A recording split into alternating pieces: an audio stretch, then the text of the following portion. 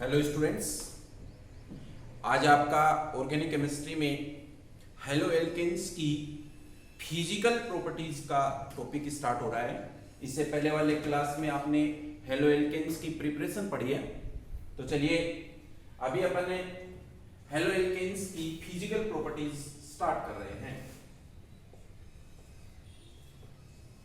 Physical properties of halo alkanes, halo alkane के भौतिक गुण। जब अपन इनके फिजिकल प्रॉपर्टीज पढ़ते हैं तो सबसे पहले स्टूडेंट्स को पता रहना चाहिए कि इनकी फिजिकल स्टेट क्या है। ये सॉलिड या लिक्विड या गैस में से क्या होते हैं। स्टूडेंट्स आपको पता रहना चाहिए सबसे पहले कि C1 या C2, जिसको मैं बोल दूं एक बार लोअर मेंबर्स, और लोअर मेंबर्स में भी C1 के क्लोराइड, ब्रोमाइड, आयोडाइड, ये सभी कलरलेस गैसेज होती है। इसके अलावा 2 कार्बन के लिए जो क्लोराइड है वो भी कलरलेस गैस होती है। या फिर ऐसे सिंपल याद रखिए, C1 से C2 तक के मेंबर्स गैस होते हैं, और C3 से C18 तक के जो मेंबर्स हैं वो लिक्विड होते हैं, और इससे अबव यदि ऊपर कोई आ रहा है तो वो सॉलिड होता है। गैस, लिक्विड और सॉलिड, ये हम इसकी फिजिकल स्टेट पढ़ रहे हैं हेलो एल्केन्स में। आपको इसके साथ अब इन सभी मेंबर्स के लिए कलर एंड ओडर का टॉपिक पढ़ना चाहिए, मतलब इनका रंग कैसा है और इनमें गंध कैसी आती है। तो जो लोअर मेंबर्स हैं, ये lower members colourless pure state में, जब ये शुद्ध अवस्था में होते हैं तब स्वीट स्मेलिंग वाले होते हैं। बट यदि लाइट की प्रेजेंस हो, इन प्रेजेंस ऑफ सनलाइट, जो ब्रोमाइड और आयोडाइड हैं वो कलर्ड हो जाते हैं। कलरलेस होते हैं वैसे ये, बट ब्रोमाइड और आयोडाइड लाइट की प्रेजेंस में अपना कलर चेंज कर सकते हैं। इसके अलावा चाहे C1 से C18 तक अपन बात करें या अबव बात करें, सभी मेंबर्स कलरलेस होते हैं, और प्योर स्टेट में इनकी स्वीट स्मेल होती है। ऑर्डर और कलर के बाद नेक्स्ट थर्ड पॉइंट में अपन चल रहे हैं। ये काफी इंपॉर्टेंट टॉपिक माना जाता है। हमें बॉइलिंग पॉइंट पढ़ रहे हैं इन मेंबर्स के लिए। बॉइलिंग पॉइंट का क्वेश्चन सभी कंपाउंड्स में, ऑर्गेनिक केमिस्ट्री के सभी कंपाउंड्स में इंपॉर्टेंट माना जाता है, इसलिए इनके रूल्स भी आने चाहिए। आपको जब ऑर्गेनिक कंपाउंड में बॉइलिंग पॉइंट एक्सप्लेन करना हो तो एक तो यही रूल तैयार रखा करो, the boiling point is directly proportional to molar mass. उस ऑर्गेनिक कंपाउंड में आप कंपेयर करेंगे कि जिसका मोलर मास ज्यादा है उसका बॉइलिंग पॉइंट भी ज्यादा है। इसको एग्जांपल से समझना चाहिए। मान लेते हैं कि अपने पास में एल्काइल ग्रुप सेम है बट हैलाइड चेंज हो रहा है। तो देखिए एल्काइल ग्रुप में तो चेंज नहीं है, CH3, बट जो हैलाइड है ना वो चेंज हो रहा है।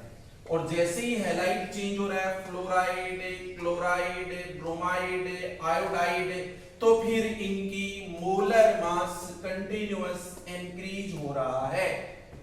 और मैंने आपको बताया कि यदि मोलर मास ज्यादा है तो बॉइलिंग पॉइंट भी ज्यादा होगा, इसलिए इनका इंक्रीजिंग ऑर्डर, बढ़ता हुआ क्रम इस टाइप से नोट किया जाएगा। मैं समझता हूं शायद ये बात समझ में आ गई होगी आपके कि boiling point is directly proportional to molar mass. सब में एल्काइल ग्रुप देखिए सेम है, एल्काइल ग्रुप सेम है, बट हैलाइड चेंज हो रहा है और इन हैलाइड्स के मोलर मास इंक्रीज होते जा रहे हैं। मैं दूसरा एग्जांपल समझाऊं इसमें।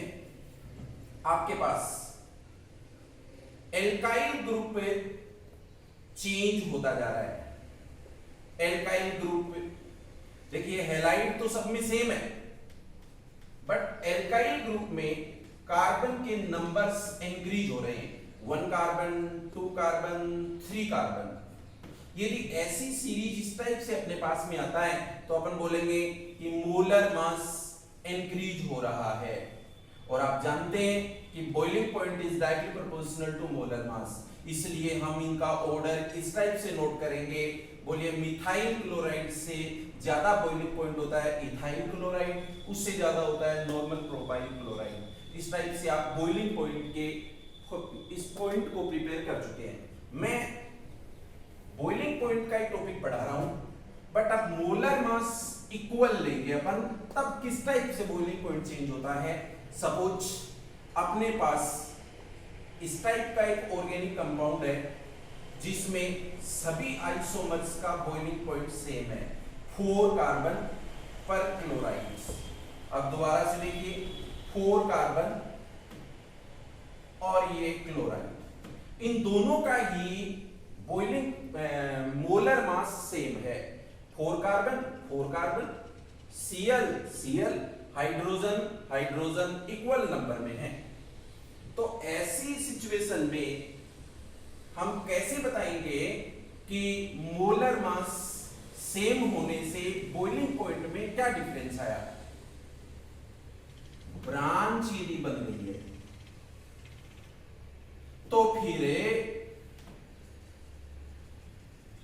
बॉइलिंग पॉइंट कम हो जाएगा। याद रखिए, एक स्ट्रेट चेन है और एक ब्रांच्ड चेन है, ऐसी दोनों का मोलर मास सेम है तो बॉइलिंग पॉइंट दोनों का सेम नहीं होगा। जिसकी ब्रांच बनी हुई है उसका बॉइलिंग पॉइंट कम होता है। या फिर सरफेस एरिया से बता दो, इसका सरफेस एरिया और इसका सरफेस एरिया बराबर नहीं है, इसका बॉइलिंग पॉइंट ज्यादा होगा, इसका बॉइलिंग पॉइंट कम होगा। स्टूडेंट्स, आपने फिजिकल प्रॉपर्टीज ऑफ हेलोएल्केन्स में ये सी नेक्स्ट पॉइंट अपन ने पढ़ा है, बॉइलिंग पॉइंट। बॉइलिंग पॉइंट के लिए यहां आपको 2 पॉइंट तैयार रखने पड़ेंगे। एक तो बोलिए boiling point is directly proportional to molar mass, और एक बोलिए boiling point inversely proportional to branch. आप जितनी ज्यादा ब्रांच देखोगे इस स्ट्रक्चर में उतना ही कम बॉइलिंग पॉइंट उसका मिलेगा। फिजिकल प्रॉपर्टीज का नेक्स्ट पॉइंट स्टार्ट कर रहे हैं, सोल्यूबिलिटी। हेलोएल्केन्स की सोल्यूबिलिटी का टॉपिक अपन शुरू कर रहे हैं। तो देखिए, सोल्यूबिलिटी जो होती है वो हम एक तो वाटर के लिए और एक ऑर्गेनिक कंपाउंड के लिए, ऑर्गेनिक सॉल्वेंट के लिए, इन दो के लिए पढ़ते हैं। अपने पास अभी जो आर अक्ष है, जो हेलोएल्केन है, उसमें हम ये बोल रहे हैं कि आर अक्ष में आर पार्शियल प्लस और Cl पार्शियल माइनस, बोलिए इनकी नेचर कैसी होती है, polar covalent. Polar covalent nature होने के बावजूद भी ये आरएक्स वाले कंपाउंड्स वाटर में इनसोल्यूबल होते हैं, जल में घुलते नहीं है। ध्रुवीय विलायक होने, ध्रुवीय नेचर के होने के बावजूद भी जल में अघुलनशील होते हैं। और जो ऑर्गेनिक कंपाउंड वाटर में इनसोल्यूबल होता है वो ऑर्गेनिक सॉल्वेंट में सोल्यूबल होता है। इसलिए कहिए कि हेलोएल्केन्स वाटर में इनसोल्यूबल और ऑर्गेनिक सॉल्वेंट में सोल्यूबल होता है। सोल्यूबिलिटी के बाद नेक्स्ट टॉपिक में चलते हैं। अगला अपन टॉपिक स्टार्ट कर रहे हैं, डेंसिटी ऑफ हेलोएल्केन्स। हेलोएल्केन्स की डेंसिटी सभी मेंबर्स की सेम नहीं हो सकती, वो तो डिपेंड करता है कि मोलर मास किस टाइप से इंक्रीज हो रहा है। जैसे जैसे मोलर मास इंक्रीज होगा डेंसिटी चेंज हो जाएगी। हम यहां पर यदि बात करें, एक बार डेंसिटी की कंपेयर करें H2O से, तो आपको याद रखना है कि जो हेलोक्लोराइड्स होते हैं, एल्काइल क्लोराइड्स जो होते हैं, इनकी कंपैरिजन, वाटर की कंपैरिजन में क्लोराइड्स की डेंसिटी हमेशा कम होती है। वाटर की डेंसिटी ज्यादा और एल्काइल क्लोराइड की डेंसिटी कम होती है।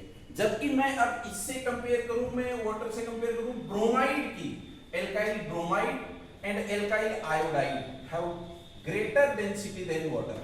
वाटर की डेंसिटी से ज्यादा होती है इनकी डेंसिटी। ये मैं